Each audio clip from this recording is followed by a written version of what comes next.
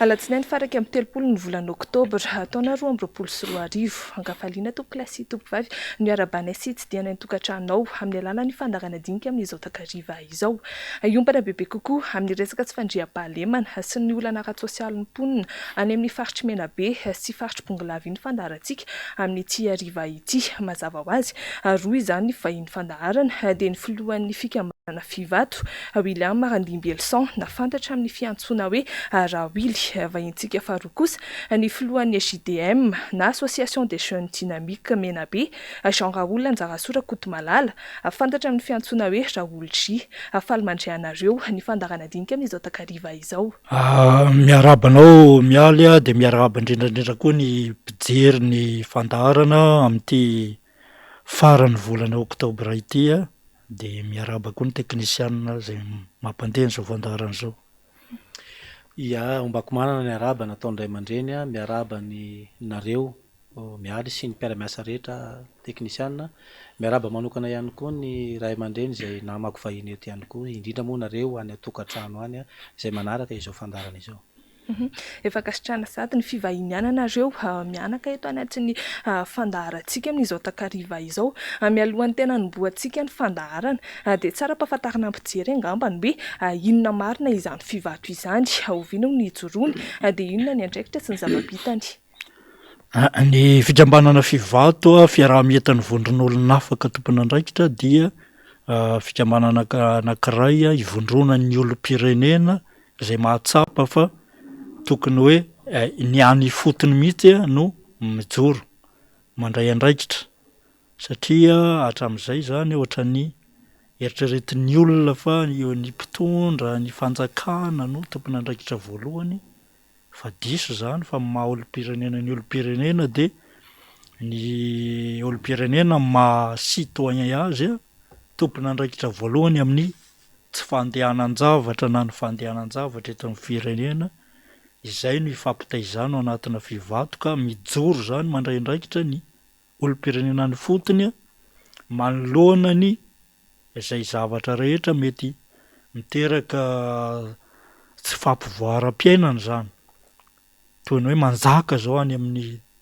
tany lavitra andriana any ny resaka kolokolo, ny fanaparam-pahefana, ny tsindry azo lena, ny mozana sy ny renila sy ny sisa, dia manohitra an'ireny ny tena asan'ny fikambanana, manao fiaraha-miombinatoka amin'ny ireo rafim-panjakana aty ambony toy ny Bianco, ny Médiateur de la République, ny ACDDD sy ny any amin'ny Bureau de doléance sy ny sisa, ny ireo le fikambanana miakina na tsy miakina amin'ny fanjakana zany mpiaro ny zon'olombelona ireo sy ny miady amin'ny kolokolo. Dia ny any fotony mihitsy no manara-maso satria raha tsika mahafantatra fa tsy nisy na efa ela be ny siny Bianco dia tsy dia nahomby loatra na nisy ezaka nataony aza noho ny tsy fisian'le rafitra ny fotony. Izay le finoan'ny Fivato zany hoe andao isika handray andraikitra hanampy andreo rafim-panjakana izay tsy mahafantatra ny tena zava-misy marina, dia amin'izay tonga dia hita eo no eo le zavatra rehetra tsy mandeha amin'ny laoniny miara-miasa amin'ireny izay miara-miasa koa amin'ny aty amin'ny rafitra ambony ohatra ao anivon'ny gendarmerie-pirenena na amin'ny polisy nasionaly rehefa misy zavatra tsy mety na ny ministeran'ny atitany zany any amin'ny fitsarana koa indrindraindrindra dia manampy ny olona izay hiaran'ireny tsy rariny izay mampikaikaika ka miteraka fahatram-bahoaka ireny. Izay ny anisan'ny asan'ny Fivato zany miezaka misoroka n'ireny zavatra tsy mandeha amin'ny laoniny ireny dia mitoroka rehefa tena tsy maintsy miditra amin'izay. Hitodika tamin'ny filohan'ny JDM indray aho, azonao ampahafantarana fohy ny mpijery antsika ve ny fikambananareo dia inona ny tena hoe antom-pijoroany? Ia, ny Association Jeune Dynamique na ny AJDM Menabe dia azoko lazaina hoe amin'ny mahafikambanan'ny tanora zay dia mamolavola ny tanora, araka ny teny ray aman-dreny teo izay mamolavola ho tompony andraikitra ny tanora anankiray. Ary ny mahasamihafa ny fikambanana Jeune Dynamique dia somary misehatra atao hoe sarotra satria misy zavatra ifandraisany resaka ny ray aman-dreny teo sy ny statut ny fihetsipika amin'ny feny fikambanana jeune dynamique dia mijoro amin'ny famarinana ny jeune dynamique ary mezaka manampy ireo vondron'olona ifotony manao ny asany amin'ny fiarovana ny atao hoe izay ara-tsosialy ny fanampiana indrindrandrindra le trindry azo ilaina zay tenena rehetrarehetra teo zay de hitako hoe misy zavatra hitovizany ny mahasamihafa azy fotsiny ngamany de hoe ndray tanora ao anatin'izay hoe cible anay ny jeune satria amolavolany ireo mba ho tompona andraikitra rapitso afakapitso ary mafy le zavatra atrehan'le fikambanana nefany ohatrany manana fanantenana hoe ay ve misy ray aman-dreny ohatran'izao mitovy fijery aminay tanora de ohatrany manana fanantenana ihany izay satria ny jeune dynamique zany araka an'izay tenena zay de misehatra amin'ireo sehatra maro samihafa ary mijoro ao anatin'le teny ray aman-dreny hoe société civile zay na ny fitsarana io na ny mpitandro ny filaminana io iza moa ianao ny teny olon-dehibe eo anivon'ny toerana misy ianao zay olona kely ty zay ny teneniko hoe mafy le zavatra atrehana manana tanjona alavitra be ny jeune dynamique satria ny anafoanana ny ratsy eo anivon'ny toerana anankiray sarotra ary ny ratsy be da be kokoa ny olona ty azy no zavatra anankiray tsara mety azonareo ngamba amin'ny filozofia tiako atongavana amin'izay zavatra anankiray zay zany hoe raha fitinina zany ny jeune dynamique de hoe araka le teny ray aman-dreny teo zay de hoe mamolavola mandray an-tanana ary mezaka mampandray tanana ny sambatan'olona le ny fotony ary ijoro amin'ny famarinana indrindraindrindra ny tena tanjona ary mba haleovan'ny tanora anankiray tena any aoriana any amin'ny zavatra rehetrarehetra izay tao satria matetika manko n'izay tanora rehetra rehefa misy zavatra atao de na mangataka fanampiana amin'ny ray aman-dreny na mangataka fanampiana amin'ny fanjakana na mangataka fanampiana amin'ny société sy maro samihafa nefany ao anatin'ny tanora ny tanjaka ny fahalalana ny hery mpanetretena io lazako an'izany fa maninona tsy mahavita zavatra ny tanora anankiray de zay zavatra zay no antom-pisiny ty association jeune dynamique ty amolavola an'izay toe-tsaina zay mba andray andraikitra efa nisy ve ny zavatra vaingana vitanareo hoe en tant que hoe tanora mandray andraikitra ny zavatra mivaingana angamba aloha ny anisan'ny tena olana tanora antsika ny teny zao ny tsy fananana asa any tena mibase be ny zavatra mivaingana azoko tenena de efa be da be ireo tanora nahitana asa amin'ny traikefany amin'ny diplômany zay manandrify azy misy mety ho simba saina ny namana sasany hoe ny olona midro anatin'izay dynamique ve tena olona manam-pahaizana be eto zany tesarika antsy atsika fa misy olona tena namanoratra ny anarany aza tsy hainy ao anatin'izay dynamique nefany mavelo tena izy am'izao viny tsy voatery tsy nianatra izy de tsy manana traikefa de faharoa manaraka an'izay atoko misy olona tena ataontsika hoe eo amin'ny misy amin'ireo mpiasam-panjakana reo be da be ao anatin'ny jeune dynamique zany hoe misy sokajiny olona samihafa zany ao anatin'ity jeune dynamique ty eo zay fanampiana ny tanora satria zay ny tena fotokevitra ijoroana any fanohanana ny tanona mba aleo tena de dikan'izay ny asa zany loha voalohany ny fandraisana andraikitra am'izay satria tsy e possible anampianao olona raha tsy manana ny asanao sy ny maizy anao ianao eo anivon'ny fiarahamonina de ny fiarovana an'ireo olona tratra ny trindry azo lena araka ny voateny ray aman-dreny teo eo anivon'ny fitsarana eo anivon'ny ratsambanjakana maso samihafa io ka rehefa mahita hoe marina ny zavatra ataon'le olona anankiray de mijoro ny fikambanana de eo zany ny tolona maro samihafa zay mety rosy moa zay zavatra zay rehefa aveo eo anivon'izay faritra misy anay mba tsy lazako hoe eran'ny Madagasikara satria efa mivelatra eran'ny Madagasikara ty fikambanana misy atsika ty misy an'ny jeune dynamique ty am'izao araka nefa natsidika tamintsika mpijery sy mpanaraka ny fahita lavitra MBS amin'izao takariva izao de iopana bebe kokoa amin'ny resaka tsy fandriam-pahalemana any amin'ny faritry Menabe sy faritry Bongolavy iny ny fandarantsika amin'izao takariva zao afaka amin'ny resaka olana ara-tsosialy ihany koa fananomboantsika anazy ngambany de ny trangana tsy fandriam-pahalemana any amin'ny faritry Menabe any betsaka loatra ary ny sesisesy ny resaka fanapahan-doha eo ihany koa ny alatra ataova be da be mandefa laklosy fanerana hoe nijerena azy ireo mialohan'ny tena isokafan'ny ady hevitra ngambany de misy ny fanadidina nataon'ny mpanao gazetin'ny MBS mikasika izany indrindra ho arahantsika zay de miverina antsika orian'izay mandrindrina tsy tanteraka ireo mponina ny Belsur-Tsirbiana faritry Menabe vokatry ny firongatry ny tsy fandriam-pahalemana ny toerana izay miatra manaina mihitsy amin'izao fotoana izao tsy vitan'izy mangalatromby ireo dahalo fa manapadoha ireo olona izay sendra azy ihany koa seka isan'andro no andrenesana trangana tsy fandriam-pahalemana arahina von'olona ny toerana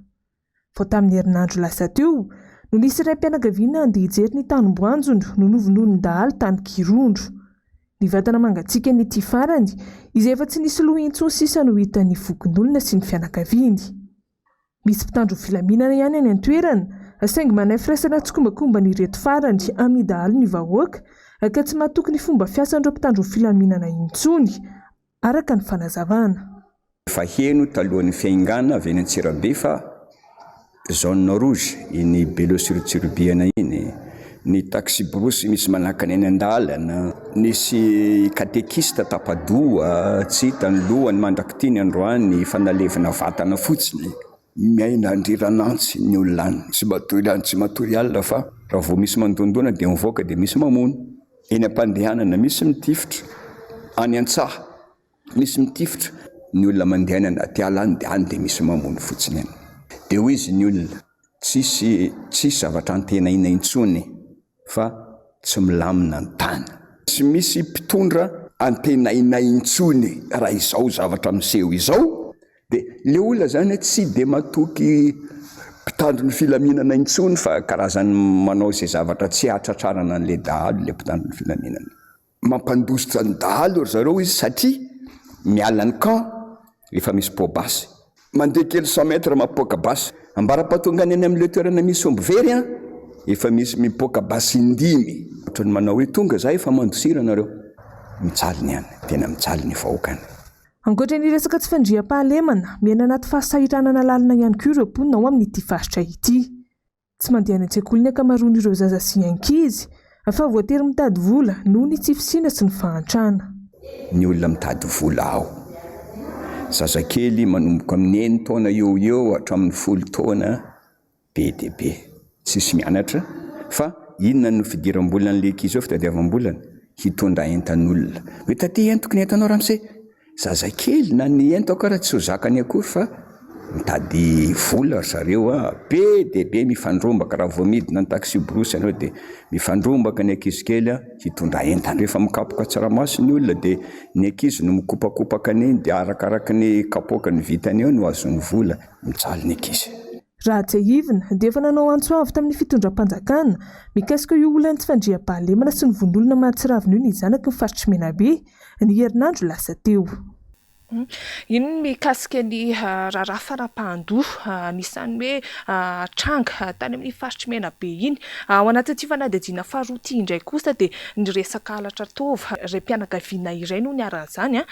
dia mitaraina ny vadiny hoe tsy misy ny fanadihadiana. Hoarahantsika aloha izay fandaharana, hoarahantsika izay fanadihadiana izay ny marimarina kokoa dia miverina eto indray isika rehefa eo. Reny mpianakaviana iray no mitaraina ary manao antsoavy mivantana amin'ny filoham-pirenena amany olana tsy fandriam-pahalemana sy ny halatra taova any amin'ny faritry Menabe.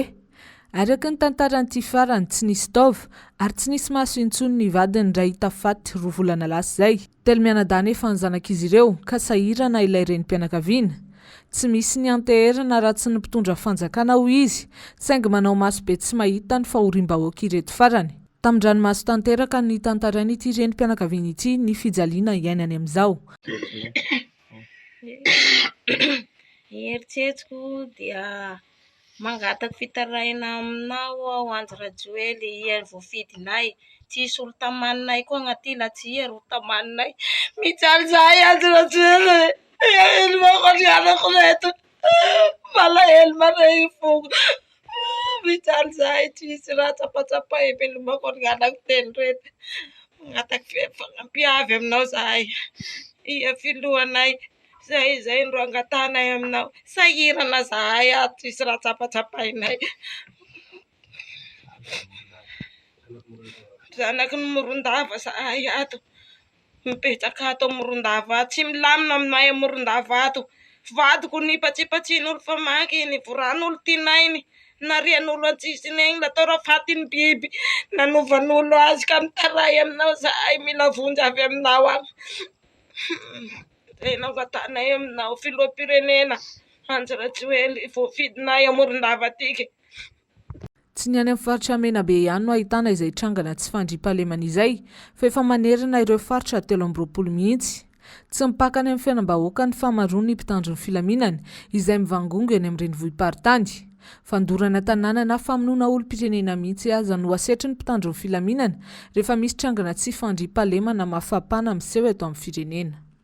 Fanontaniana vetrany no miantefa aminao hoe fantatra arinona ve no antony tena hoe mampirongatra ny trangana fanapahan-doha sy ny hoe valatra ataovany amin'ny faritry Menabe iny. Fantatra ve ny olona ao ambadika izany? Sarotra le fanontaniana nefa ezahako mamaly anazy araky ny zay porofo eto ampelatananay. Tsaro marihana aloha fa izao zavatra ho resahako rehetrarehetra eto manomboka eto sy izay farana ny fandarantsika tompoko dia ananako porofo, anana fikambanana porofo ny zavatra izay ho resahana eto. Ety am-piandohana dia efa maneho ny fialatsiny ho an'ireo izay mety ho voatohitohy na kôry na fikambanana na olon-tsotra satria dia zay le fomba fiasan'ny jeune dynamique zany, tsy misorona rehefa misy zavatra hita fa tsy mety. Fantaninao mahitsy be hoe misy ambadika ve io halatra taova io ho anay manokana anisany manamarina sady manaiky fa misy ambadika io ary sanay ny miteny hoe misy réseau io zavatra io satria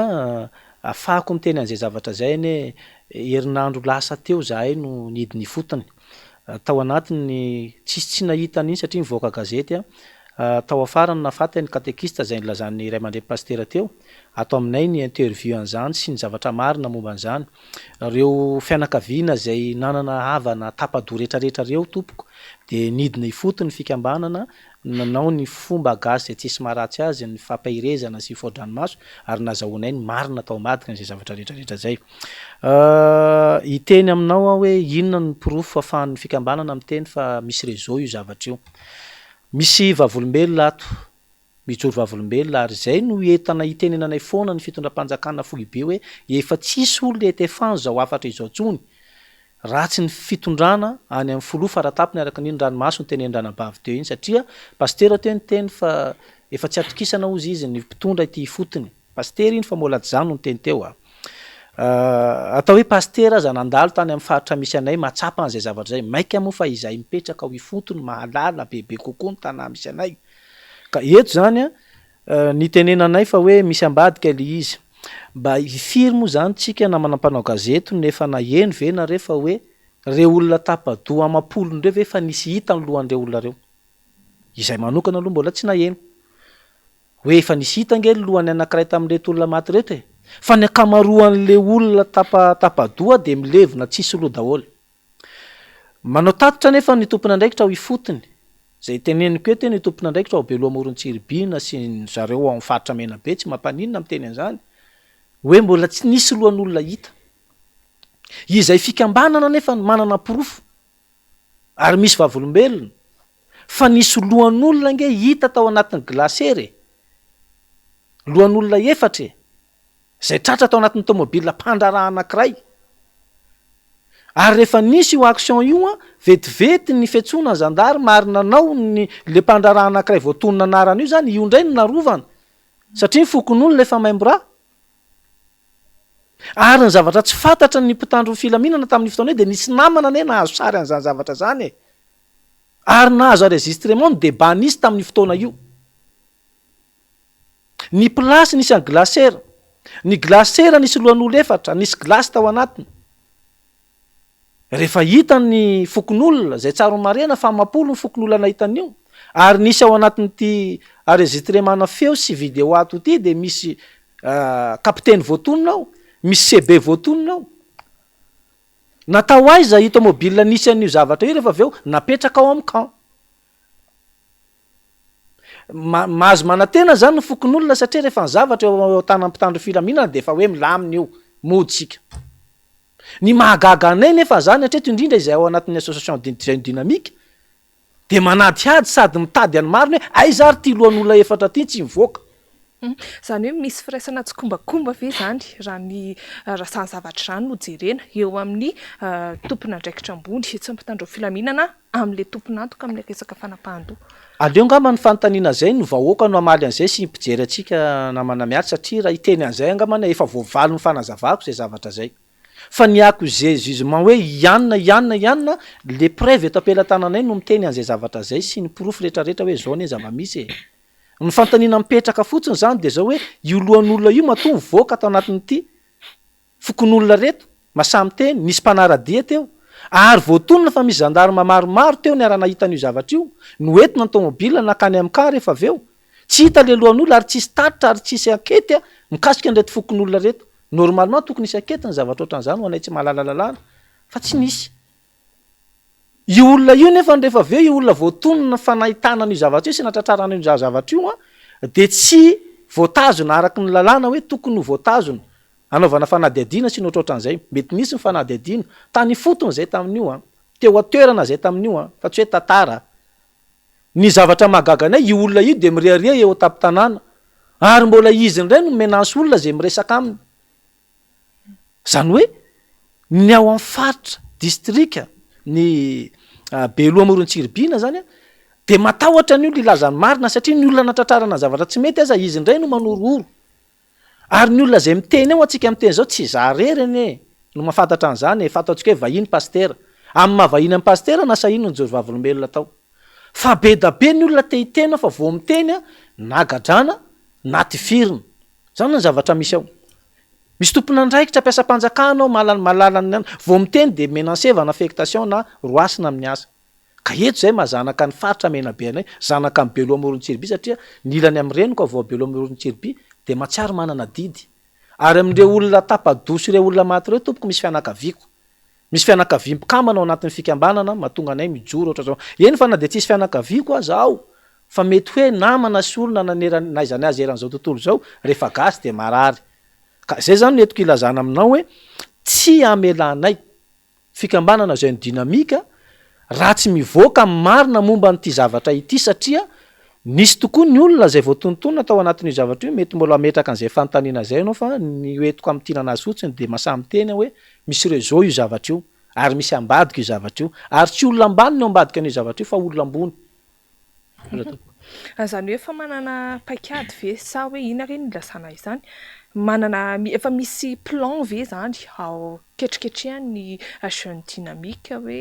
ivoamarina na zavatra comme ça satria ny olona raha zany voatapombava tsisy masamy teny inona no mety hoe fepetra raisiny fokon'olona zany sady hoe mangina satria io ny zava-misy tamin'ny efatrandro lasa angama zay ny vory misy manko ny fomba tsika rehetrarehetra ra Madagasikara io samy manana ny fombany misy foko atandroy zany ao amin'ny commune rural ny Beloha Morontsiribina district ny Beloha Morontsiribina tafiditra tao anatiny io tapadoha io ny foko atandroy tsy mandevina faty vedivedy zany fa misy ny atao hoe avoria de io avoria io zany anisan'ny vanginay reo olona reo ary manana profony interview an'izany koa izahay marina momba an'ireo olona reo de reo olona reo zany mba niresaka ary ny tenenina satria mahafatapatatra ny olona namona ny avan'zareo zany hoe ao io razana io fa tsisy lohany de hoe manaovanareo fitarainana fadroahanareo zany amin'ny rafim-panjakana misy eto Beloha inona ny zavatra misy ozy izy ianao le olona eo atoerana indray no ny tontona ny force atao hoe tsy azonareo atao ny mivorivory tsy azonareo atao fa nareo foana no milaza vaovao manambarambara raha an-tanà eto alavitra agny natao ohatra manko le fianakaviana satria atody tsy miady ambato le zavatra misy fa eto zany de isaorako manokana ireo ray aman-dreny ireo zay ny dinamika ao amin'ny district amin'ny Beloha zay miaro an'ireo olona reo ary mampirisika an'ireo olona reo olona reo nge namana mialy efa nisy hoe fitsoaram-bahoaka tao afara le fitsarana nanaovana an'reto le olona nalazana fa victime reto nefa rehefa aveo vototra mbola ho avy am'izay tsika rehefa aveo de efa tena naiky any tsotra reo olona refa nisy jeune dynamique zany manao zavatra pahendrena ampitonina hoe mila mihina aloha tsika fa tsy ahitantsika marina sa vorovoro nantany moa ianao teo hoe ahoana ny paikady ngamba tsy de fomba loatra ny milaza ny paikadinao rehefa misy zavatra ho atao fa ny azoko tenenina fotsy ngamba de hoe mizotra ampilaminana ary au niveau international ity combat ty mialatsiny am'le terme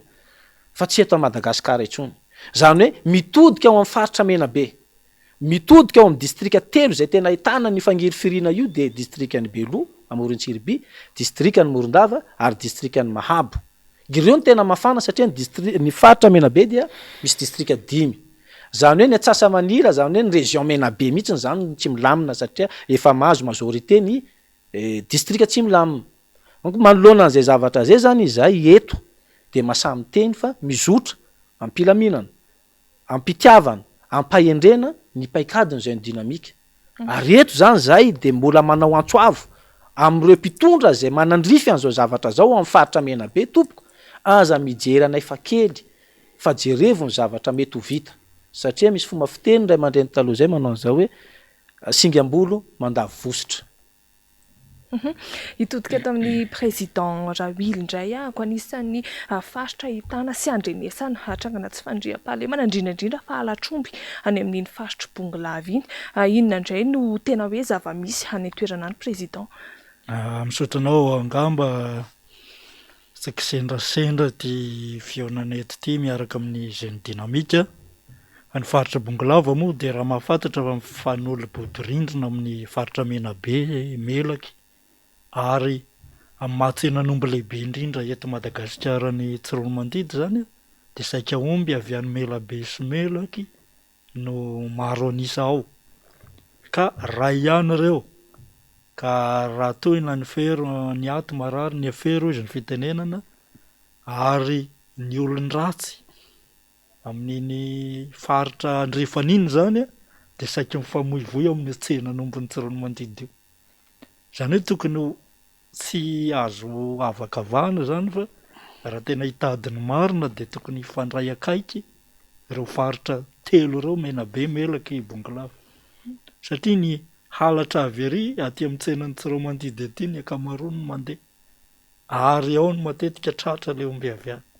ary ny olona mpanao rasy avy any mandositra makaty Bongolavy aty ny akamaroany. Zay ny tokony hoe approche hijerenan'ny raharaha koa de hoe tsy maintsy misy tohiny moa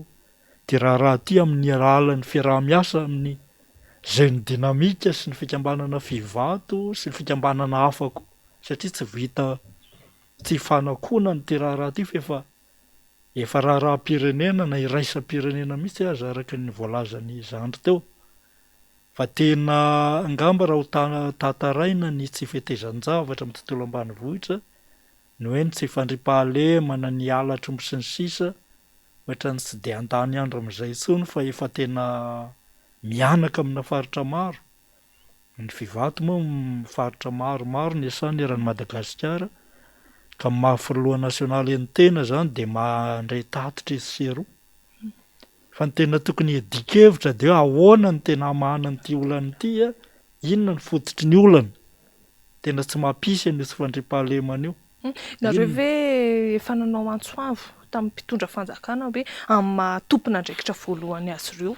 Ny antsoavo mialo de efa betsaka efa mihoatra ny mety raha ny vaky-bay atao amina fandaharana marobe ny aina aman-jery zay idiran'ny tena ivahinianana ohatran'izao zay resahana ary hanomezana vahaolana azy fa ohatrany tsy mandeha amin'izany ny zavatra tsapa ary tena hita mihitsy zany hoe lavitra loatra ary betsaka loatra ny asana manelanelana ny mpitondra any ambony sy ny zavatra iainana aty ambany ety. Eo le tena olana eto ka resaka rafitra amin'ny ankapobeny mihitsy hitantanana ny firenena ny tokony ho jerevantsika fa tsy voavaha zany io raha hoe resaka sécurité de ny tontolo rehefa miresaka sy fandriam-pahalemana de resaka miaramila basy helicoptera zany foana tifitra de zay araky ny hafatesana olona maro no lazaina fa mahomby ny opération de lasa indray ny mpanao opération de tonga ihany zany hoe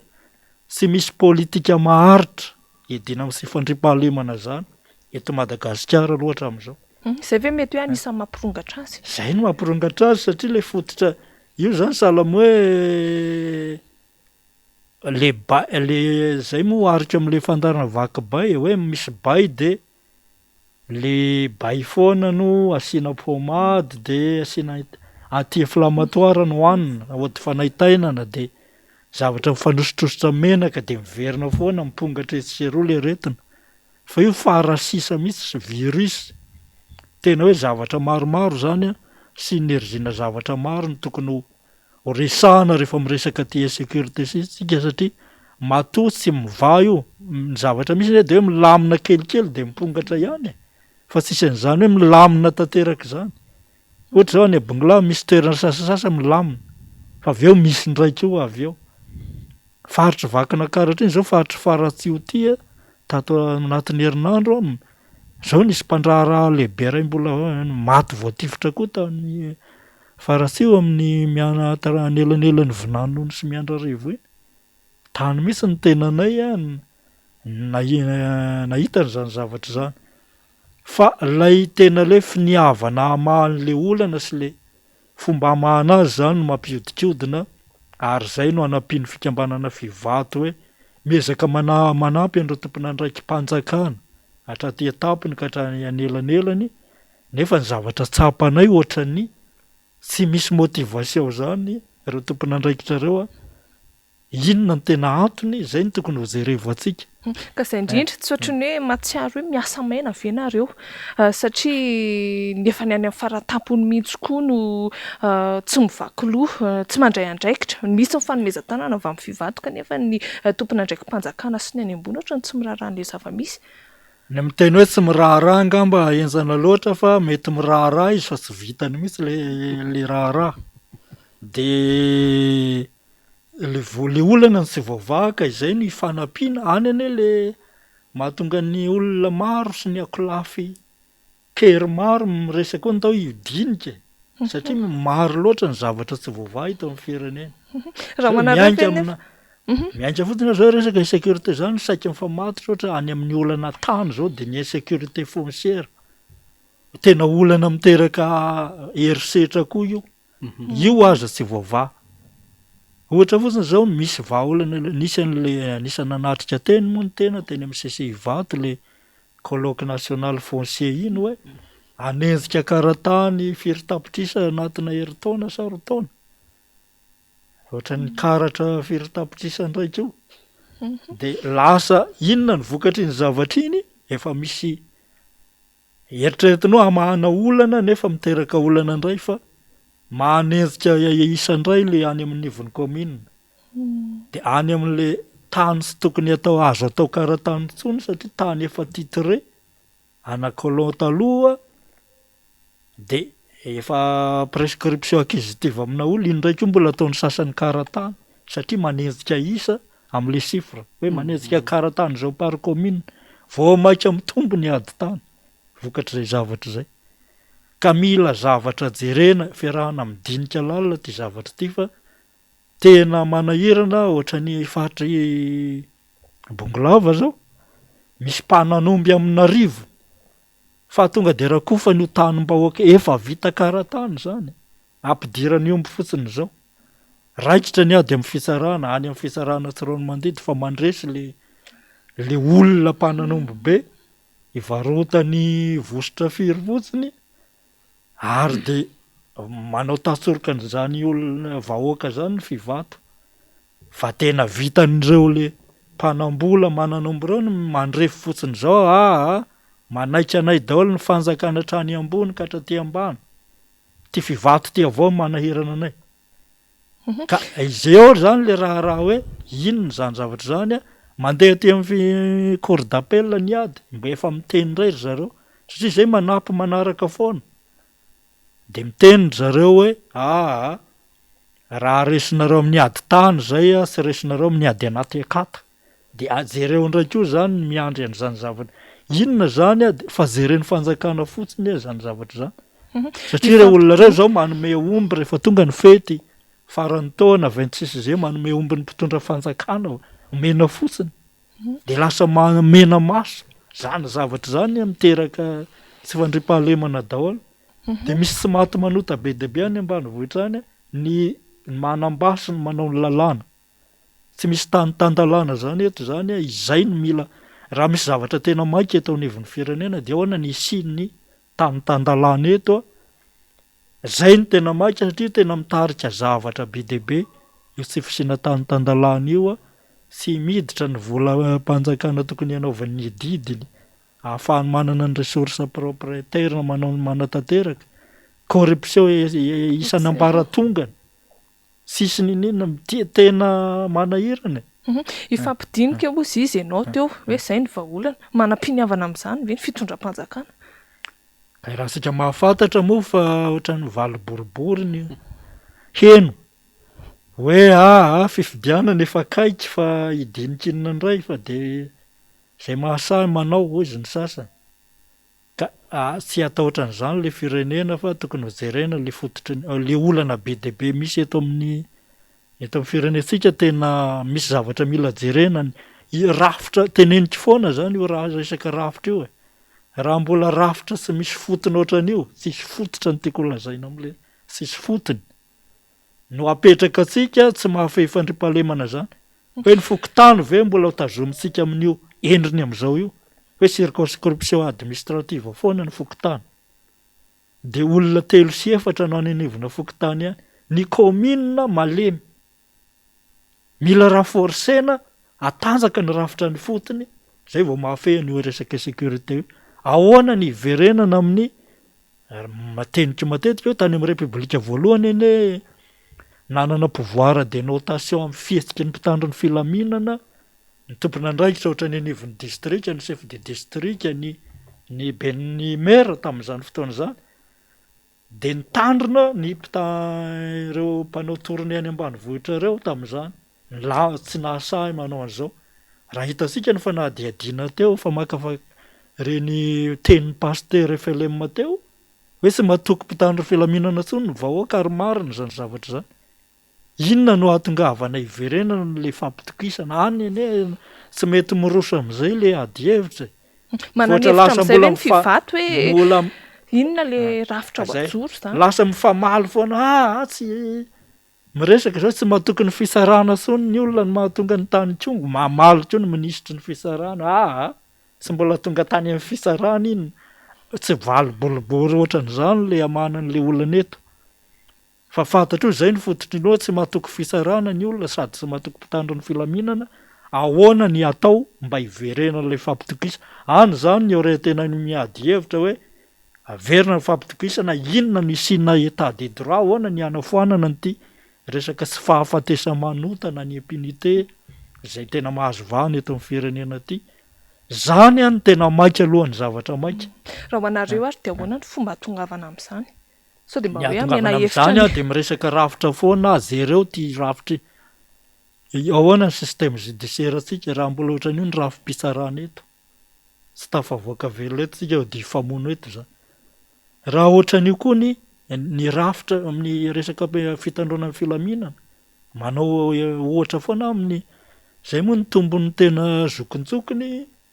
na mbola kely aza ny ainana tamin'ny république voalohany zany de tadidinay tsara ihany. Za 10 taona efa mpamaky gazety de arako tsara ny tantaran'ity firenena ity. De tamin'izany no tsy nisy ministre sy politisé zany ny force de l'ordre sy ny force de sécurité. Tao ambanin'ny ny fahefan'ny ministeran'ny atitany na ny intérieur ny police sy ny gendarme. Tonga de état-major ny gendarmerie de direction générale ny police nationale teo zay ny tamin'ny première république. Inona ny dika zay? Nanana ny lanjany ny ben'ny tanàna sy ny lehibe ny district, zany hoe ny suprématie ny autorité civile zany nanana lanjany kokoa de natahorany reo mpanao tournée any ambanivohitra reo. Zany hoe tokony hiverina tamin'ny rafitra nisy tamin'ny république Inona voalohany sy ve zany? iverana antsika amin'izany rehefa zany no mahasoa. Fa tonga ny république faharoa de nisy an'ity hoe ampitolona manao fahalamina ny mpitandro ny filamina de nomena ministère nanao politika. Io politika io ny discipline. De nga misy sisy sahy mifanakotabana zao na barety ray aza nga rehefa manana havana anary nga azony lehibe ny ataony inona. Na raisika mbakomba midalo ary. Reny tenin'ny pasteur teo reny marina reny. Satria efa misy firaisan-tendro amin'ny olon-dratsy. Raha sy teny fotsiny zao le tranga anankiray teo Ambala Manakana ny Ambositra tamin'ny volana Août. Fanafiana faty olona 7 zao. De nisy etoina Kalaknikov anankitelo latsaka teo amin'ny fanafiana, teo amin'ny tanàna. Vory tany daholo ny autorité taony amorony maniny préfet ny gouverneur sy ny sisa ny avy amin'ny gendarme sy ny police. Tsy hita hatramin'izao ny fanadihadiana. Sa ve fantatra zany ny tompon'io bala io? De tsy miezaka manositra ny foana ny fivato fa mafy le izy fa zay loha tsy mijanona fa manao foana zay sy hijanona am'izany atranga anankiroa ohatran'izay ny ray ato aminay aloha ny etui anankiray am'le tranga anankiray keo zay fantatra hoe tsy maintsy hitanay ny tompony io baly io zany tsy maintsy atao zay zavatra ohatran'izany tsy ampy eto amin'ny firenena satria lasa misy corporatisme matanjaka be eto tsy misy mifampiraharaha ninina fa ifampiaro isaky ny corps isaky ny institution arovana daholo io mpanao adalàna eto amin'ny firenena rehetra kapotika le firenetsika mila zavatra jerena zay zavatra azo iverenana iverenana io rafitra bicéphalisme manivona région commune reo tsy mety sy olo tena mpanjakana misy hoe mba lazaina magistrat de la ville nefa na ianara-maso ny ataon'ny délégué sasany tsy vitany tsy misy fahefany be ny tanàna am'izany zany mila rafitra jerena inona ny fahefany mera amin'le gendarme manao tournée sy miaramila zay aiahina ho manao miresika mbakomba midahalo ka raha forcena le fahefanany fotony apetrahany tena véritable décentralisation zany mila fampidiniana zany fa tsy tonga de fifidianana zany tohizana zany zao fa ny chauffeur ihany no soloana fa napotika ny fiara imbonana de hoentina ihany andao aloha amboarina le fiara raha fijerinareo mirahala mianaka inona ny mety hoe andava ny fitondram-panjakana ny resaka hoe dinika nasionaly satria matoa io zany tabatabany ny antoko-panohitra tsy ny antoko-panohitra ihany fa be da be ny antoko efa miray ina miray lony amin'ny tokony anatanterahana azy hitatiavam-baolana homan'ny firenena hatreto aloha miziroziry ny fitondram-panjakana tsy roso amin'le izy raha ho anareo inona ny mety hoe anton'izay ny mety atony angama fahitako azy de le politika foana ho no mibaika eto amintsika hoe zay moa le lava be raha tena développena ny zavatra tiako resahana zaho le mpiteny foana hoe raha mbola ataontsika hoe fanjakana ihany ny andikansika ny hoe état ato anatina état républicaine manaraka ny sata républicaine de hafa misy le psychologie le olona omena fahefana zany hoe ahoana le fanjakana zany masy de misy ny manjaka de misy ny anjakana tsy mitovy ame fitondrana zany mpitondrana ny fidina teto na mera na filohan'ny republika na inona fa tsy mifidy mpanjaka fitondrana zany tokony ho izy ka ny comportement ny olona mpitondra sy ny olona mpanjaka tsy mitovy mihitsy mpanjaka aloha raha vo fanjakana de hoe ela mandrak'izay zany eo amin'ny toerana ahoana ny izereko an'ity plasiko ity mandra-pahafatiko na farafaela indrindra zay tratra zay no mibaiko an'le politika atao ka ny dikan'le hoe ivorivory sao de anohitohiny an'izay paikady ijanonana fahefana mandra-pahafa fa ity no efa lalana hita fa de alao aloha fa zay ihany famboarina andreo rehefa orina zany hoe tsy mini mikipy fotsiny misambika mikipy fa de ny ipetrahany eo amin'ny toerana ihany de izao code électoral zao lasa mivelatra makany moa le resaka asika na titsika na sy titsika mifamatotra am'izany ny resaka fisina le tsy fandripahalemana satria ny resaka kolikoly de miainga avy any amin'ny kolikoly ara-politika ny fototra ny corruption électorale aloha raha vo resa-bola ny mahalany olona na be ny tanàna ianao na député na président de république fa tsy tena herim-bahoaka marina de zay le olona rehetra ny faharimbona tamin'ny fampahalana any ianao iny zany intouchable daholo mba tsy ilazana hoe ingadrable ka any le manahirana satria zay manao adalàna ka ekipakipa zay manahirana ty fitiavana hatrany amin'ny anina atsika ne fitiavana ny lehibe indrindra lasa fitiava-tanindrazana manina raha précisena fitiava-tanindrazana lasa fangaro raha fitiavanamana sy fitiavana eros mifangaro daholo zany lehibe indrindra eto de zay irena daholo ny mpanao adalàna rehetra eto amin'ny firenena eto ka izay le tsy fivato mpandinika sy mpanao andromaso ny tontolo mpiarahamonina sy fiainam-pirenena amin'ny kapobeny manao analizy politika zay ary mitaizany olona am'izany mba mandinika am'izay vahoaka mandinika no ato fa tsy vahoaka madinika zany tsony raha vo madinika anao de misy lehibe mpanjaka mamotsika anao avy aoriana ka zay le amaliko ny fanontanianao anisan'le vahaolana le hoe mila manova rafitra sika na tesika na sitsika farafarasiny alefasiny tena véritable décentralisation aloha meo fahefanany any fotony any ijery amahany olana io fa lava ny aty ambony aty lavitra loatra lelanelana sy fantatry ny tatitra fopla daolo no hoe ny présidente hoe tany mandro fa de mbola sika anao fa zany foana ny jereny ny olona efa mihinany tsy fihinany. Ny hevitry ny jeune dynamique ya mbola tsy teraka anay tamin'ny première république ray aman-dreny efa namaky gazety tamin'izany ary betsabetsaka ny zavatra iombonana mianaka hevitra misy nefa ny mety hoe iombonana ihany fa misy hevitra an'izay majeune dynamique zay marina fa mbola tsy teraka fa kosa ny tantara voarakitra ary mba mafatapatatra amin'ny atsipriany ihany ny amin'ny akabeany fa tsy amin'ny atsipriany makasika ny tantara ny firenena anisan'ny itovizan-kevitra aminy lony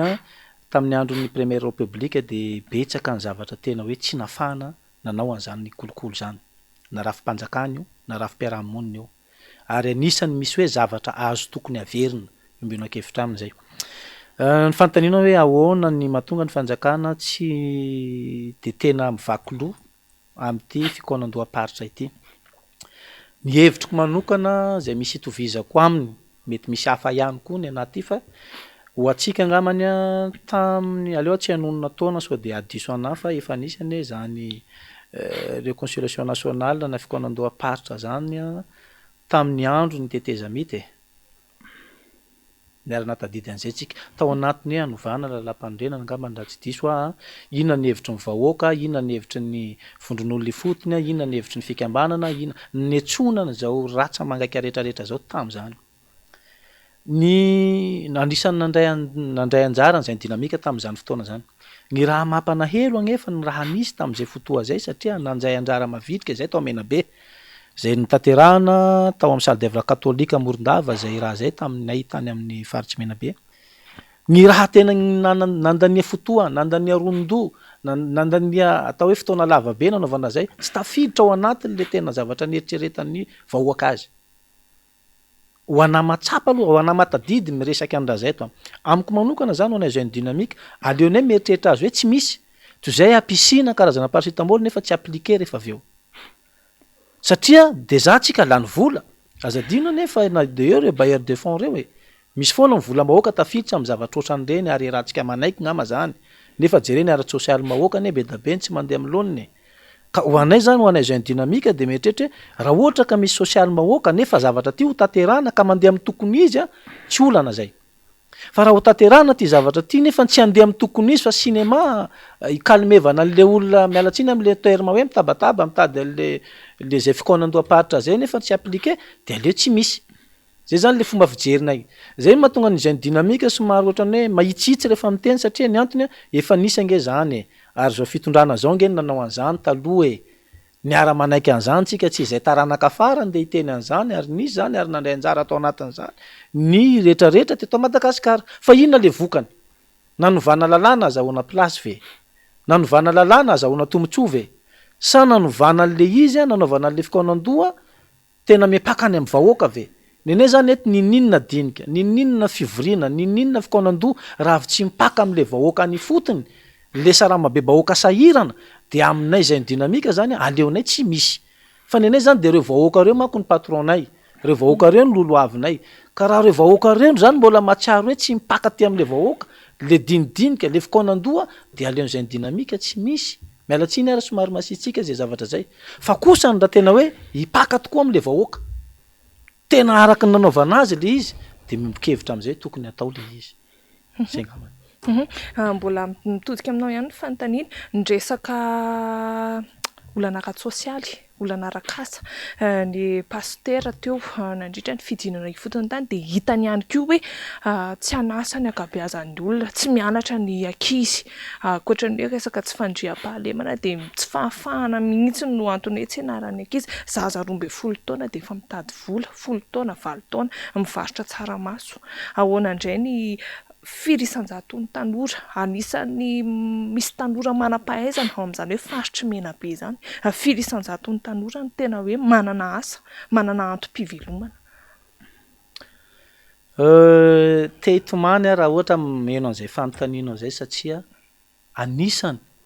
ny orenan'izao zay ny dinamika zao ataontsika hoe eo amin'ny 12 taona mahery eo zay nitsanganana ty fikambanana ty. Ara-dalàna, manana récépissé, manana statut. Anisany mbola mpianatra ny anjerimanontolo zay tamin'izany. Natsapa fa hoe betsaka atsika mba nianatra, sahirana ny ray aman-dreny nefany tsisy zavatra azo atao. Zay aloha le filôzofia nitsanganana zay ny dinamika. Itsika ve ho sarja ny ray aman-dreny foana? Itsika ve magnino tiky hagnahira ny longontsika avao fa tsy mba eritseritsy raha tokony hataotsika? Ny raha nampanahelo anay tamin'izay mialatsiny fa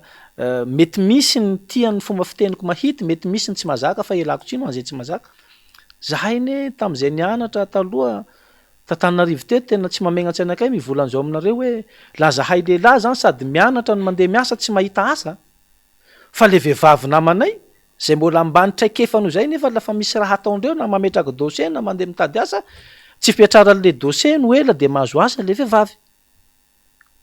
Mandeha zany ny fanontaniana sy ny ahiahinay rehefa aveo satria mifampizara tony piraitam-po zahay. De miteny le ranabavy namanay zahay angery zoky isany. Ialana tsiny eto an'izay ranabavy fa tsisy fanonana anarana mety fa tena miteny hoe zay nge tena atako an'le direktera takalon-javatra ny vatanay hoe raha manaiky miaraka anamiko ianao de ameko anao plasy ohatran'izao, ameko asa ohatran'izao anao. Marary ane ny zavatra ohatran'izany namana mpanao gazety ary mampilatsa dranomaso. Ary napetsika ny ampy hoe non, tsy rariny kosa zany fa ndao edina. Efa tany zany no efa niady zahay. Iverina atsika mbola tsy vita ny azy atsika miteny zao. Iverina atsika ao Menabe, za masa miteny amin'ny faritsy Menabe be da be ny tanora nianatry. Ary manam-pahendrena. Ary tsy afenoko aminao fa anisan'ny tanora ataoko hoe tia anisan'ny ray aman-dreny tia mampiana-janaka avao koa ny faritsy Menabe. Fa ny raha mampanahelo ane isa fanovolaniko anao teo la tsy avavan'ny mpitondra fanjakana longolongony ihany tsy mahazo plasy. Masamame statistika anao atsika miteny zao fa mifivany rapitso engane mba iova ifanohitra amin'ny raha volaniko ty raha iseho amaray 90% ny tanora amin'ny faritsy Menabe nena zao tsy miasa e. Manam-pahaizana e, manany maizy azy e. Ao amin'ny faritsy Menabe ao amin'ny commune urbaine Morondava misy atao hoe olo manana lisansy mitondra cyclopus. Mampitomany ane zany e. Olona manana lisansy ve manao examen na élève gendarme ve de eritseretsika hoe niveau de tsy mifanaraka ny élève gendarme me teo aloha teo nge niveau BPC. De eritseretsika hoe tsy hanana capacité an'izay ve ty olona manana lisansy ty. Nefa ny misy zanaka n'olona ambonimbony zay ahitana hoe tsy nianatra manao korokorony, afaka manao examen officier de afaka. Zany zavatra zany tena mamparary ny fony azy ny dinamika ary edinay. Ao amin'ny faritsy Menabe amin'ny district ny Morondava ihany misy ny atao hoe Sikoma. Io Sikoma io mpamokatra siramamy ary tsitsimahy zany ray aman-dreny reto mety mahafantatsy ny Sikoma. Potika io Sikoma io. Efa impiry moa ny fitondram-panjakana zay mifandimina na hoe amboatra an'io. Anisany sosikevitra hoentinay zay ny dinamika ihany koa amin'ny fitondram-panjakana zay mijery an'izao fandarana zao hoe sokafo reo orinasa maro be amin'ny faritsy Menabe reo ahafahan'ny tanora miasa. Satria reo tanora reo raha miasa moramora kokoa ny olona zany zay foana le filôzofia zay ny dinamika hoe ny olona nge raha fa voky tsy isy zany ny angalatry e. Fa ny olo mosary Andriamatoa filoham-pirenena mosary zahay amin'ny faritsy Menabe. Ary eto de mialatsiny aminareo mpitondra amin'ny faritsy Menabe manomboka amin'ny gouverneur sy ny hatrany amin'ny président Fokotany zay miaro any sezanareo satria ny ao aminay atsika miteny zao de elofa zahay na be de lavo mivola hoe tsy milamy Menabe. Nefa zao vao maly mialatsiny somary iverina kely amin'ny fanontaniana rehefa ave fa maly zao ty misy vaovao anankiray ao amin'ny faritsy amin'ny district ny Beloamorony-Tsiribina, commune rurale Beloamorony, zany hoe eo tapin-tanàna Beloamorony-Tsiribina de nidiran-dalo maly ariva tokony tamin'ny 10 ora alina. Lasa tamin'izany nomby sarety anakenina ary nanaraka amin'ny fokon'olona de ny zavatra mampanelo atsika miteny zao zany hoe adiny 3 nandefasany ranamana an'ity message ty amiko, zany hoe zay dinamika na toerana nandefa ty amiko atsika miteny zao de mifandona ny dahalo sy ny fokon'olona ary fokon'olona ray nan'izao no maratra mafy tsy hainao maty nao velona. Miantso vonjy am'izay ato hoe mangataka ny mpitandro ny filaminana anampy andreo fa mijaly ny vahoaka. eo amin'ny vilona nge zany tanàna tononondra namana tiajo zany eo amin'ny vilona nge ndalo makahombe misy famarinana ny zavatra nytenen'ny pastera teo mba tsy tenenana hoe za mandainga pastera zay sy pastera tsy mifankafantatra ary surprise anamiko iny interviewna alefanareo iny mifameno amin'ny zavatra nyteneniko itsika ao amin'ny faritra mena be zany ho anareo mpitondra amin'ny faritra aza miaro hoe milamina mena be voamaly tiky zany hoe atsika androany raiky amin'ny 30 oktobra zany hoe maly 30 oktobra zany nisy ehoany ty zavatra ty de mbola sahiteny ve tsika fa milamina mena be fa raha miteny izay zany de ohatrany hoe mangala baraka nre mpitondra hoteranareo tena elako tsiny misy fianakaviako amreo misy olona akaiky anareo mpitondra reo fa rehefa tsy mety tompoko de oka mba tsy ho mety tokoa le izy ka zay mahatonga ana miteny an'izao hoe ao amena be zany be da be ny tanora manana traikefa eo ny tsy nianatra fa manana ny traikefa ananany afahany mamelona ny ankonana ny sy ny fianakaviany ka eo zany mahatonga ana manao azo lava koiky amin'ny fitondram-panjakana zay mety efa direct ianao ne président Andry Nirina Rajoelina raha tonga tany aminay de be da be ny promesse ny menao ary ny vatatenako zao ny resaka mivatana taminao tao amin'ny hôtely Palisandra tao amena be tao amin'ny renivohitra mena be Morondava anisany nanoana anao ny tenako ary tsy mamenatra anao miteny an'izany eto fa eto de matsiary manahelo satria tsy hitanao tsony le faritra ambanivohitra zay nitetezitsika rehefa tonga eo amin'ny toerana sy ireo promesse rehetrarehetra zay nomenao ka mangataka mitodika aminao aho satria ianao mety hiteny manko ny tsy itovizanay mianaka hevitra teo hoe i président Rajoelina ne voafitaka ohatrohatran'izao za zany tenao an'izay tsy voafitaka izy fa mino fa fantatra anao daholo ny olona napetraka anao sur terrain te hiteny ny vahoaka eto hoe izahay zany de eritreretinay ohatrany hoe tsy mivaky lohanay ianao président satria mahalala ianao za mino zato isan-jato aho fa fantatra amin'ny président daholo ny zavatra rehetrarehetra any satria matoa izy nametraka andreo olona reo de atokisan'ireo sarotra amiko iteny hoe tsy atokisan'ny président matoa napetraka andreo fa moa ve olona natokisanao ty mba misy olona ao fotony vahoaka ao fotony ve mba inony président miaraka amin'ny profo ohatranay zao zay ne miaraka amin'ny profo iteny zay misy lohan'olona efatra miaraka amin'ny profo zay miaraka amin'ny olombelona sy ny vidéo sy ny enregistrement sy ny taratasy fa tsy hoe fanenjehan'olona be fatany ary nyzay ny dinamika tompoko tsy miady amin'ny olombelona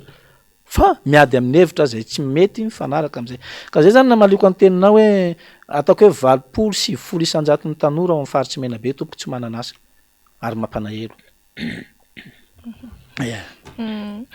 hitodika atao aminao indray président Ravily inona ny tena akoatra ny resaka tsy fandriam-pahalemana iny moa zany zay efa era malala fa jinja sy miaritra sy miaina an'izany hoe tsy fandriam-pahalemana zany daholo ny mponina manerana ny nosy fa ny eo amin'ny hoe lafiny ara-tsosialy manahoana indray ny lafiny ara-tsosialy ny mponina any amin'ny faritra Bongolava inona ny tena olana sedrain'ny mponina any akoatra ny resaka tsy fandriam-pahalemana lafiny ara-tsosialy de hitambarany Madagasikara ray manontolo voalazany président zay ny dinamika teo fa le tanora sy anasa ty zany tena manahirana mandinika an'io ary mihamazovana ny zava-mahadomelona le tanora mifoka zava-mahadomelona am'izao fotoana zao ary jerim-potsiny sisy fandraisana andraikitra koa ataon'ireo mpitandro ny filaminana momba n'izany zavatra sa efa tsy tazona tsony ve zany anisan'ny mitarika manome vana ny sécurité koa zany ka tiako asiana resaka mihitsy de hoe le fijerevana ny lahara-pahamena eto amin'ny firenena zany tokony jerena hoe iarahantsika mahafantatra aloha hoe Madagasikara no firenena mpinambary be indrindra anisan'ny mpinambary be indrindra eto ambonin'ny tany fa anisan'ny mpanafatra vary be indrindra eto ambonin'ny tany zany hoe mahamenatra zany zavatra manoloana ny hoe tany midadasika sady lonaka vahoaka tsy anasa ny tsy hita hoe inona ny problème afa sy ny hoe tsy fametrahana n'izany ho lahara-pahamena zany hoe le mpitondra mihitsy zany no mahagaga ohatra ny te heritreritra hoe misy bizina fanafaram-bary ve no ifampitondrana eto ifantombiasan'izay mpitondra eo fa tena tany amin'ny repoblika voalohany tsika afaka nanondrana vary tany velany fa nahoana n'izao tsy ho afaka de any ny tiako tenanao ny asa tsy misy nefa ny sakafo afara na vary lafarinina na siramamy sy ny sisa ahoana ny ampifanozonana izay amin'le fampanananasa an'le le tanora zany. Zay ny tokony anompanana an'le politika mpitondra zany, fa tsy varimbariny lavitra de tsy mahita ny ambany maso. Hoe politika ny kibo aloha. Eto zao a resako tato ato zao ny fikambanana fivady zao voateriditra am'izay. Hoe eto amintsika ne misy manao fikarohana be dia be. Hoe misy an'le hoe zezika composta 7 andro. Azo atao ny mampitombo an'io vokatra io amina tany kely be velarana, avo 5 eny, avo 20 eny. Efa misy zany any Morony Mania any. De azo atao ny mampitatra ny hoe raha ny Madagasikara hoe tsy voatery hoe hita amorona velaran-tany be na mbola hanao tohadrano be vao afaka hampiakatra ny famokaram-bary eto Madagasikara na ny vokatra hafa, fa io fotsiny no aparitaka. Efa nandeha nijery tany ny tompon'andraikitra nentin'ny fanjakana nijery an'io mpikaroka profesera io mahita an'izany. Hoe mangazo ray fototra io ane ka ao anatin'ny enim-bolana hoe 100 kilao ray fototra. Misy zany eto dinona ny mbola isina mosary eto ihany. Zahay zao anaparitaka an'izany fampianarana an'izany ny mpikambana ao aminay aloha sy na tsy mpikambana azy. Efa tena hita ny fikarohana hoe tena zavatra volena eo amina tany kely voatavo fotsiny zao hoe tonga de 50 faravakely ao anatin'ny 3 volana voamboatavo ray. Inona tsy de mbola isy mosary am'izany be dia be. Efa mahay mampanety zany vokatra voasary zany azo ampamoazina ao anatin'ny herintaona zany. Efa misy zany vokam-pikarohana zany eto. Afaka analana ny fahatrana. Misokatra amina fambolena rehetra fa ohatra vitsivitsy zany raisitra zany fa efa misy eto de zany de hodin'ny fitondrana tsy hita zany zavatra zany ka zay zany no nerana hoe teko nijerena ny laharam-pahamehana amin'ity fampananan'asa miainga amin'ny mifandrindra amin'le resaka tsy fahampisakafo sy ny tsy fanjari-sakafo ity. Fa azo ampifamenoana tsara io raha tena mahay manaraka laharam-pahamehana ny mpitondra, mivaha ny resaka tsy fandriam-pahalemana, rehefa manan-karena ny olona de manan-karena ny firenena satria mandeha daholo ny tsenan'ny mpivarotra de miditra ny volam-panjakana, mandeha ny fitaterana sy ny sisa. Zay ane de zavatra tsotra ny zavatra atao eto Madagasikara eto fa mitady zavatra sarotra le ny any ambony any hoe tsy fahafantarana ve sa fanodika dinan-javatra fa tena hoe tsy mahagaga an'izao tontolo zao mihitsy inona ny mahatonga antsika manao an'io. Vary, lafarinina, siramamy, zany menaka zany tsy tokony ho afarantsika zany. Zavatra misy eto daholo zany manondrana azy ny tokony atao. Azo atao tsara ny hoe mametraka an'izany hoe tena sopotry ny Oceana Indiana zany. Teo namoa hoe mbola any Amerika Latina ny Mauritiana no hanafatra kasaka zany hoe de manahirana ne zany. De tsy vitasika zany zavatra zany. Tena ka sika ity tsy fantatra inona le atao de raha le malolana hoe rehefa tsy hanao dinika sy mba misy alternative ataon'le mpitondra rehefa tsy hanao dinika. Fa raha rasy mba misy sénateur sy député reo de anasangana ny comité ad hoc andinika an'ireto zavatra tsy mandeha amin'ny laoniny reto. Fa de ho disy hita ny zavatra tsy mandeha amin'ny laoniny fa lasa ohatran'ny politika ny Mona sy Marenina no atao eto de ahoana ny ahavitana fifidianana fa ho any izay hipetrahany tena ao amin'ny toerana no atao. Manahirana zany zavatra zany hiteraka mbola hanapitrotraka ny fahasahiranana sy ny korotana sosialy efa misy eto amin'ny firenena. Ka zay zany de mahita hoe tena mila jerena hoa ilay resaka surtout ty miverina amin'ny resaka tsy fandriam-pahalemana.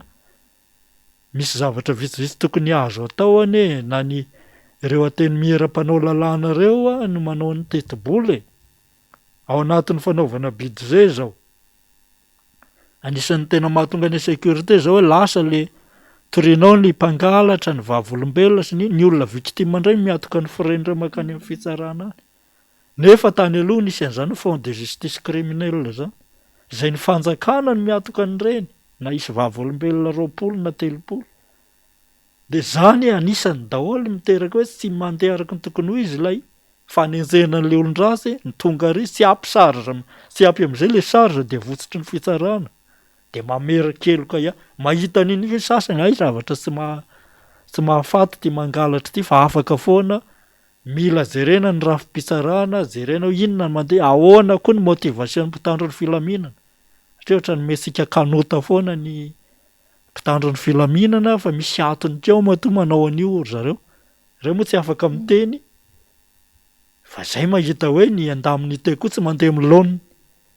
kepohan'ny lehibe aty ambony keo ny andamin'ny teny madinika ary ambany ary zany zavatra misy zany fa tsy sary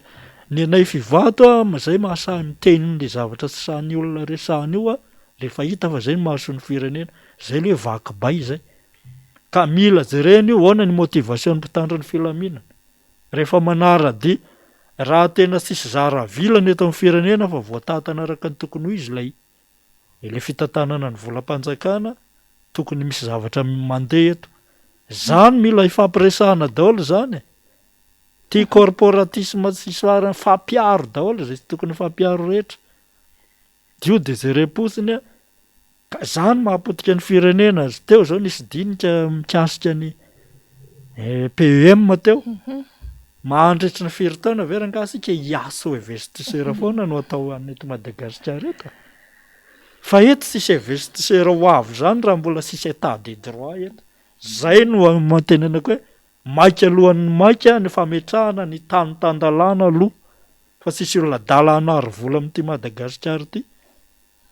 olona engadrabla be deabe anaty fitondrana angalatra ny zavatra ny fotsiny ka zay mihitsy le tsy fanaran-dalàna nge raha ny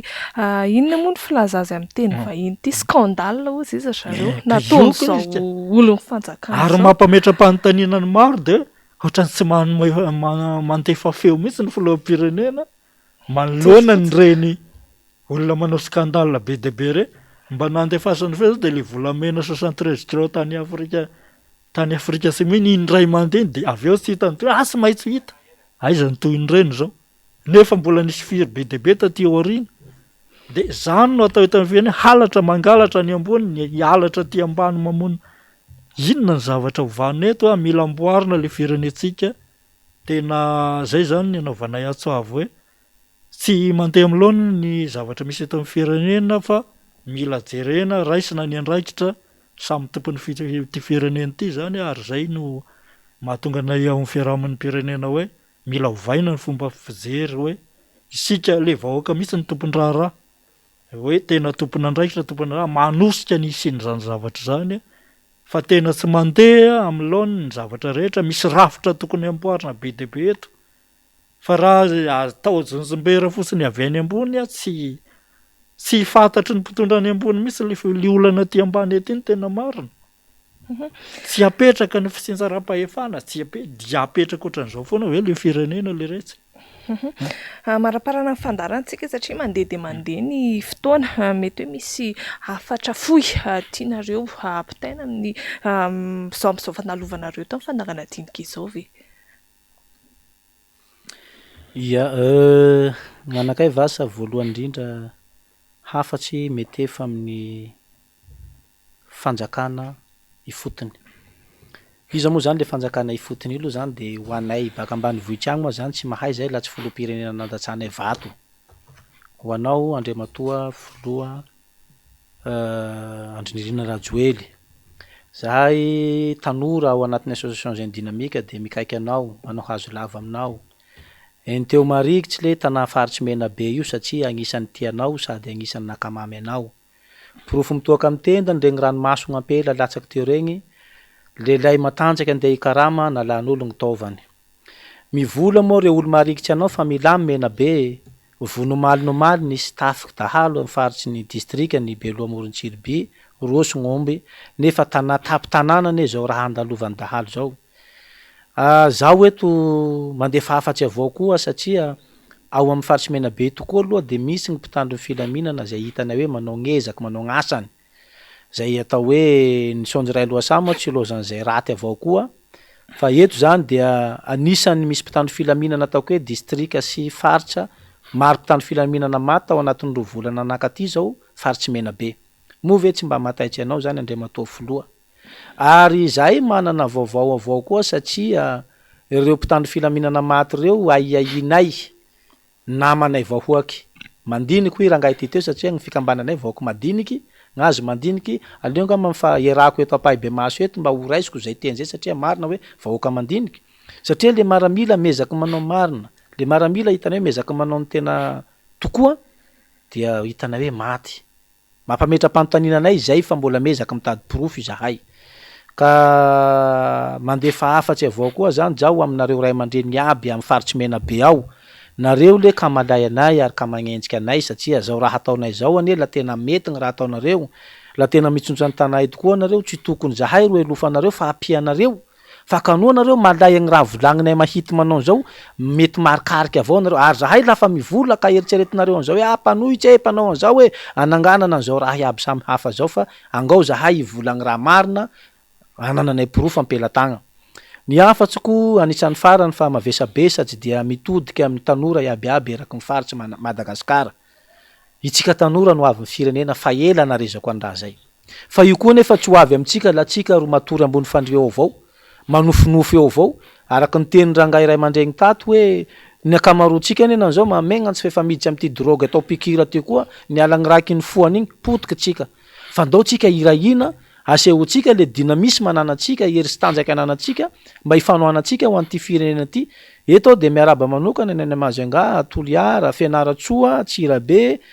ny faritsy vadivavy fito vonany zay efa mangetaeta koa tsika am'teny zao zay miroso amin'ny fananganana ty association zeny dinamika ty de miantso nareo tanora rehetrarehetra mba hitambatry tsika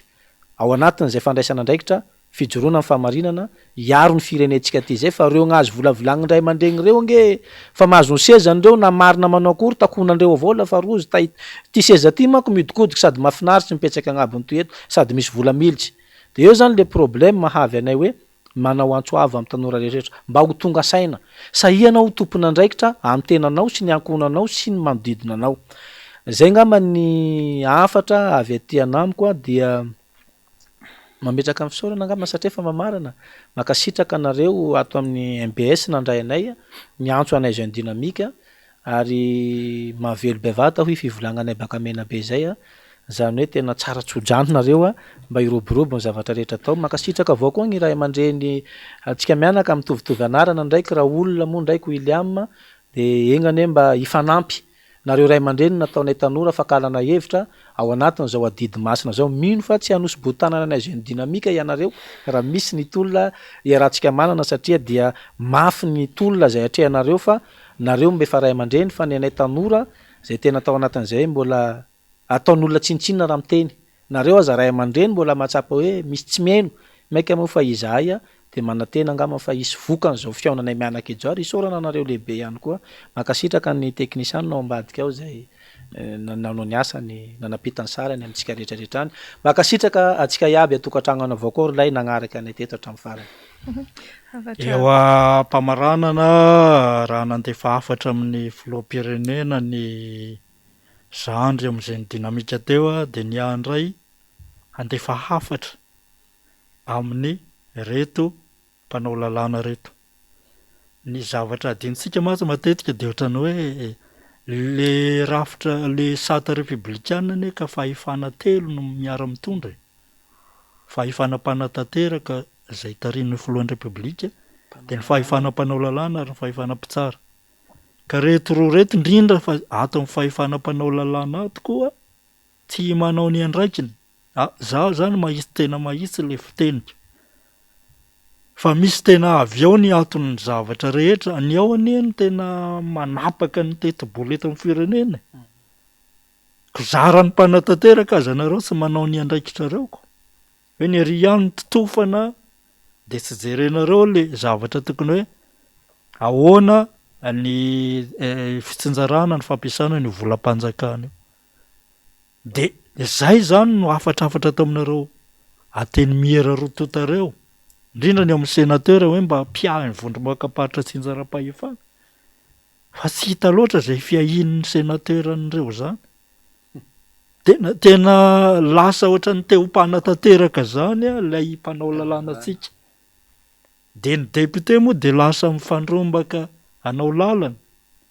mifandrombaka ny ampitombany volan'ny siady sy ny CLD taloha zay lasa mpitatam-bola ndray izy indray no amatra hoe reno lara-pahamena amboarina aty amin'ny ivona commune.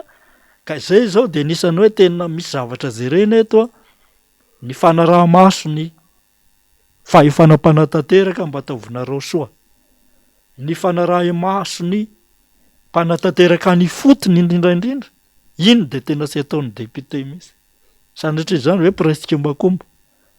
Ka raha tena mandray ny andraikiny reo fa lasa adino le andraikitry ny solombavam-bahoaka, le hoe tena solo tena lasa teo mpitondra solombavam-bahoaka sy mpitondra fanjakana mihitsy fa solo tena mbahoaka piaro ny vahoaka amin'ny akapobe. Zany fahoriana be dehibe tataraina zany ane sisy piaro le vahoaka zay ny fehiny, ka tokony hitodika bebe kokoa any amin'ny fiarovam-bahoaka isika amin'ny teny miera rotota ireo, fa sy lahatra hiady laharana anao bingy manao maso de isalovana ny anjaran'ny mpanatanteraka indray. Zay le tena mba afatraratra, zay fifangaroam-pahefana zay anisany manapotika ny firenentsika ao anatin'ny fanaovana ny teti-bolam-panjakana ireo amin'izao fotoana izao. De mba jereo korotano mihitsy io rehefa sy mandeha amin'ny laoniny, sy hoe korotanina rotana akory fa tena mahasahena reo député hoe ty ataovy be dehibe ty. Io vola mitangorona ty ambony aty neny mahatonga ny korotana sitra miady an'io de mifanongana, zay mahatonga le fanongana-panjakana. Fa raha tena misinjara araka ny tokony izy sisy hiady aty zany fa samy mampandroso any amin'ny misy azy any. Ka tokony ho jerena zay zavatra zay ne le hoe mila fampidinina eto amin'ny firenena, na tysika na sy tysika miroso amin'izay lôzika zay sika, satria tsy mandeha amin'ny laoniny ny raha eto anivon'ny firenena, aza mifamita teny eto ka ilaza fa mandroso.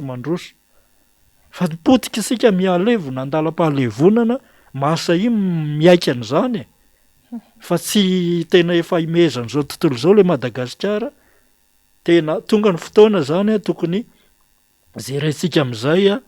ity resaka ty firenentsika ity, ka ny lara-pahamena veriko eto foana fa ahoana ny ametrahasika tena tany-tandalana aloha. Zay no maika alohan'ny tena maika. Raha mbola sy zay ny resaka eto de mifandrebireby fotsiny tsika fa varimbarina foana makany akady le firenena, ka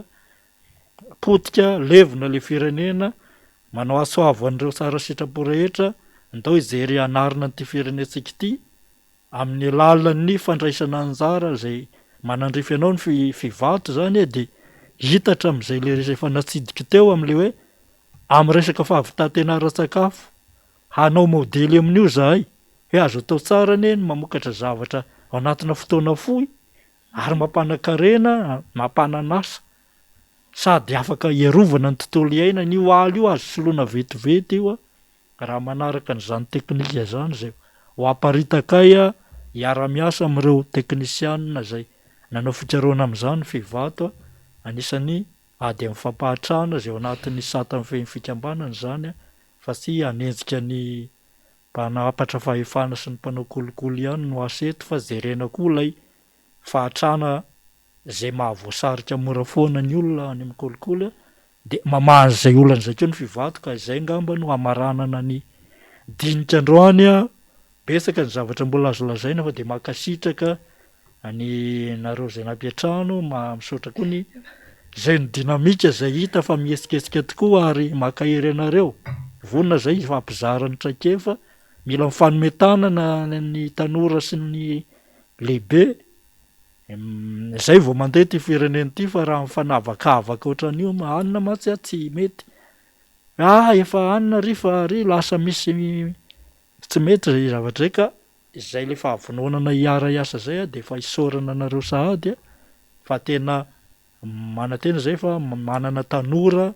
mbola misy tanora vanona ao hanavitra n'ity Madagasikara mahalala antsika ity, fa de makasitraka antsika rehetra, manetana ny rehetra hoe andao ifampidinika zay ihany hanarenana ny firenena, makasitraka makatelona tompoko. Izay ihany koa no magnana ny fandaharantsika amin'ity androany ity, hankasitrahana izy roa lahy mianaka nanaiky ny vahiny teto amin'ny fandaharana dinika amin'ny herin'ny toy izao indray ny fotoanantsika manaraka miaraka amin'ny vahiny hafa indray sy loha hevitra hafa indray. Veloma tompoko.